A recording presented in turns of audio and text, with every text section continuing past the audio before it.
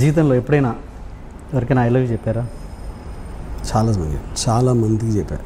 చాలామంది చెప్పారు. పెళ్ళికి ముందు, పెళ్ళికి తర్వాత, ముందు తర్వాత కూడా. దాంట్లో ఒక ఇంట్రెస్టింగ్ ఎపిసోడ్ ఏదైనా? ఇంట్రెస్టింగ్ ఎపిసోడ్ నా పర్సనల్ అంటే మీరు పర్సనల్ ఇప్పటివరకు మీరు పబ్లిక్ అయిపోయారు. నా పర్సనల్ విషయాలు నేను చెప్తాను, కానీ ఇప్పుడు ఇంట్రెస్టింగ్ ఎపిసోడ్ అంటే అమ్మాయి పేరు చెప్పాలా లేకపోతే మన ఎపిసోడ్ అంటే ఇంకేం చెప్పాలి? ఎపిసోడ్ మీన్స్ ఆ బ్లాక్ సినిమా బ్లాక్ పేరు అవసరం లేదు, పేరు చెప్పండి.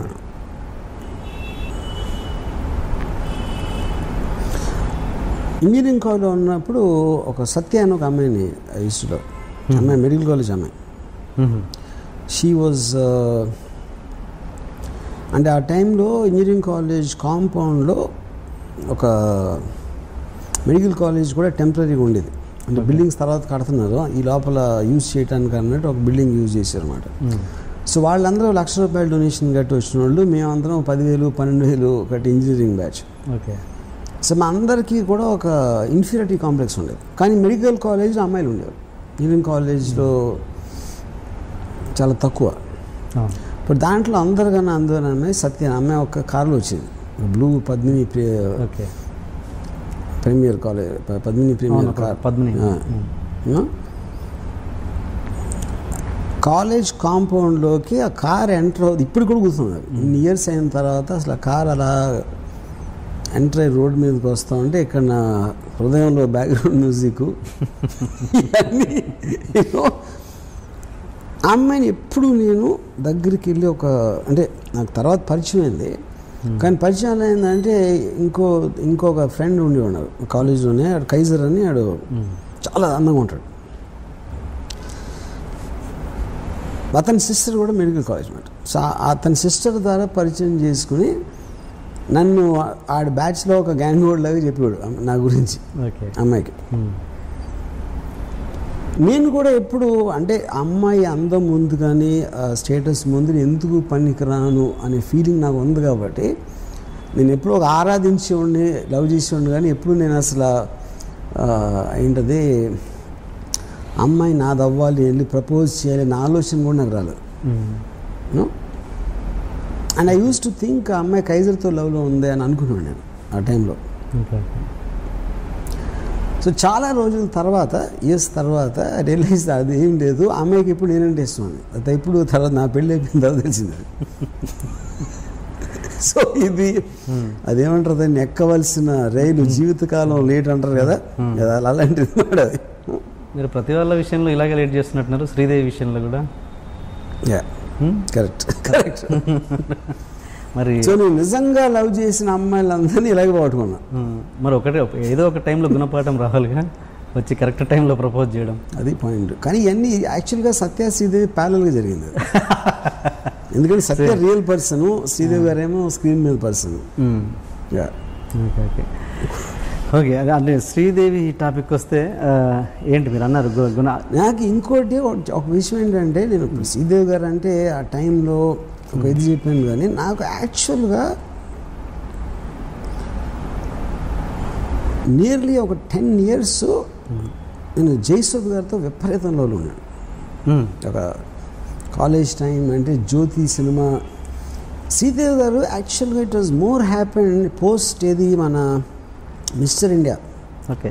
మిస్టర్ ఇండియా టైం నుంచి అంతకుముందు ఒక ఇది వేటగాడు టైంలో లేదా 16 వయసు టైంలో కొంచెం స్లైట్లీ సెక్స్ సింబల్ ఇమేజ్ ఉంటుంది. బట్ ఒక పర్సనల్ లెవెల్లో ఫ్యాసినేషన్ అనేది నాకు బాగా ఫిల్మ్ ఇండస్ట్రీలోకి వచ్చిన తర్వాత నుంచి స్టార్ట్ అయింది యాక్చువల్గా. అంటే ఫిల్మ్ ఇండస్ట్రీ అంటే నేను డైరెక్టర్ అని కాదు, నేను చెప్పేది ఒక అసిస్టెంటో లేకపోతే సినిమాల్లో అన్నపూర్ణ స్టూడియో చుట్టూ తిరిగే రోజుల్లో అక్కడ స్టార్ట్ అయింది యాక్చువల్గా. ఓకే. ఒరిజినల్గా కాలేజ్లో ఉన్నప్పుడు అంతా నాకు జయసుద్ గారు యాక్చువల్గా. అప్పుడు ఫస్ట్ టైము నేను అంటే ఆల్మోస్ట్ అబ్సెషన్ మాట జయసుద్ గారు అంటే. ఆవిడ ఫోటోలు లేకపోతే ఒక జ్యోతి సినిమా వాల్ పోస్టరు ఒక కాంపౌండ్ వాల్ మీద అంటించుంటే రోడ్ మీద నుంచుని ఒక గంటలు చూసి ఉండాలి, చూస్తూ ఉన్నాను. వాల్ పోస్టర్ కదా అంతే. తర్వాత ఒకసారి ఫస్ట్ టైం శ్రీవారి వచ్చినట్లు షూటింగ్ జరుగుతూ ఉంటే మా ఫాదర్ని అడిగి జయసుధ అక్కడ జయసుద్ గారు కొంచెం దూరంలో ఆవలిస్తున్నాం. అంటే ఒక సినిమా స్టార్ కూడా మనిషిలాగా మామూలు మనిషిలాగా ఆవలిస్తుందని నేను తట్టుకోలేకపోయాను. I just was disappointed and I felt betrayed అసలు.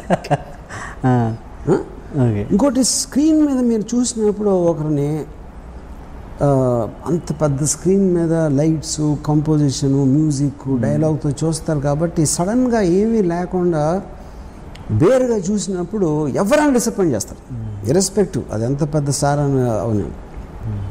సో అన్ని సంవత్సరం అమరదీపం అనే సినిమా థర్డ్ ఇయర్ ఇంజనీరింగ్లో వచ్చింది. మన కృష్ణారాంకిలో రాంప్రియ అని థియేటర్ ఉండేది. 7 సార్లు ఒక క్లోజప్ కోసం చూసాను ఆ సినిమా. జయసుద్ గారు ఒక క్లోజప్ ఒక పాటలో జస్ట్ ఒక మ్యాక్సిమం 3 seconds వస్తుంది అది ఆ షాట్ పాటలో. ఆ క్లోజప్ కోసం ఎగ్జామ్స్ జరుగుతున్న టైంలో 7 సార్లు చూసిన కేవలం ఆ క్లోజప్. ఆ మిగతా సినిమాకి నాకు సంబంధమే లేదు అసలు. అది యాక్టింగ్ కాదు, ఆవిడ ఏం యాక్ట్ చేశారో అది కూడా కాదు. తర్వాత ఒక ఫస్ట్ టైం రావు గారి ఇల్లులో పనిచేస్తున్నప్పుడు అసిస్టెంట్ డైరెక్టర్గా చేసిన రావు గారిలో తెలుసు. జయసుద్ గారికి సీన్ పేపర్ ఏమని మా డైరెక్టర్ చెప్పారు తరణి. అంటే ఫస్ట్ టైం జయసుద్ గారికి 2 అడుగుల దూరంలో నిలబడే అవకాశం వచ్చింది. సో నేనే రాసిన సీన్ పైగా నేను మొత్తం రాసి ఆవిడకి ఇస్తున్నాను కాబట్టి ప్రతి వర్డు ఇది అది అంటే ఆ రోజుల్లో ఇది కూడా ల్యాప్టాప్ ఉండేది కదా, అన్ని హ్యాండ్ రైటింగ్ అవి చింపేసి మళ్ళీ రాసి నాకు చాలా బ్యాడ్ హ్యాండ్ రైటింగ్ పైగా తెలుగు ఆఫ్ కోర్స్. నా హ్యాండ్ రైటింగ్ ఎంత అందంగా నా శక్తికి మించిన కృషి చేసి ఫైనల్గా సీన్ రాసి తీసుకెళ్ళాను. ఏది రాత్రి అంతా రాసి పొద్దున్న రాసి ఆవిడ షూటింగ్ వచ్చే టైంకి ఆవిడ కూర్చుని ఉంటే వెళ్ళి ఇచ్చాను పేపర్. నా మైండ్లో ఏంటి, ఆవిడ చదివి ఇంప్రెస్ అయిపోయి ఎవరు రాశారు అని ఒక బల్బులాగా ఆవిడ మొహం వెలిగి నేనే రాశాను అని చెప్దామని నా ఫ్లాష్ ఫార్వర్డ్ అయిపోయింది సీన్ ఆల్రెడీ. మొత్తం బ్యాక్గ్రౌండ్ ఎడిటింగ్ చేసి నా మైండ్లో ప్లే అయింది అది ఆల్రెడీ చాలాసార్లు. నేను ఇవ్వగానే ఎన్ని పేజీలు అది ఫస్ట్ టైం. అది ఆబ్వియస్లీ ఐ నో ఆవిడ అన్ని సినిమాలు చేసాక మళ్ళీ సీన్ చూసి ఎక్సైట్ అయిపోయేంత సీన్ అనేది ఏ సీన్లోనే రాదు అంత ఒక ఆర్టిస్ట్కి. యూనో ఎన్ని పేజీలు అంటే నేను ఏదో చెప్పాను. అప్పుడు సీన్ వినిపిద్దామంటే ఉట్టి షార్ట్ చెప్పు చాలా. ఇప్పుడు ఆ సీన్ అంతా చదివి ఓపిక ఇనేది లేదు. అప్పుడు మొత్తం నా ప్రేమ నా ఆరాధన అంతా మీద ఒక చెంబుడు నీళ్లు టబాక్ వేసే అయిపోయింది అక్కడ. దాని తర్వాత మనీ సినిమాకి నేను ప్రొడ్యూస్ చేయడానికి ఆవిడతో మాట్లాడటానికి ఆవిడ ఇంటికి వెళ్ళాను. నేను ఇంకా తల దువ్వేసుకుని వేసి నాకున్న బెస్ట్ షర్ట్ అన్నీ వేసుకుని ఆవిడ ఇంటికి వెళ్ళి నేను బెల్ కొడితే తలుపు ఇలా తెరుచుకుంది. నాకేం కనపడలా. ఏం కనపడలేదు ఏంటంటే అది నితిన్ కపూర్ చెస్ట్, అది నా ఎదురుగా ఉంది అక్కడ. నేను ఇలా తలెత్తి చూసి అయిపోయింది, అక్కడతో నా స్టోరీ ఫినిష్డ్. అంటే అక్కడికి పెళ్ళైందన్న విషయం నాకు తెలుసు, కానీ సడన్గా నితిన్ కపూర్తో నేను పోల్చుకుంటే నేను ఒక టీంగా ఒక ఏంటి ఇలా కొట్టేయండి వెళ్ళి హైదరాబాద్ చెన్నైలో జరిగింది. నేను వెళ్ళి హైదరాబాద్లో పడతాను. దాంతో నా లవ్ స్టోరీకి ఫుల్ స్టాప్ పెట్టాను అంతే. ఈ విషయాలను ఎప్పుడైనా డిస్కస్ చేశారా ఆవిడతో మధ్యలో? నాట్ ఇన్ వెరీ అప్పుడప్పుడు చెప్పాను, but not in so much detail. ఏమంటారు రియాక్షన్ ఏంటి? She won't believe it. అని ఇన్ని ఎలా చెప్పి మళ్ళీ శ్రీదేవి గురించి మాట్లాడతావు కదా, అది వేరే ప్యారలల్ ట్రాక్స్. ఇప్పుడు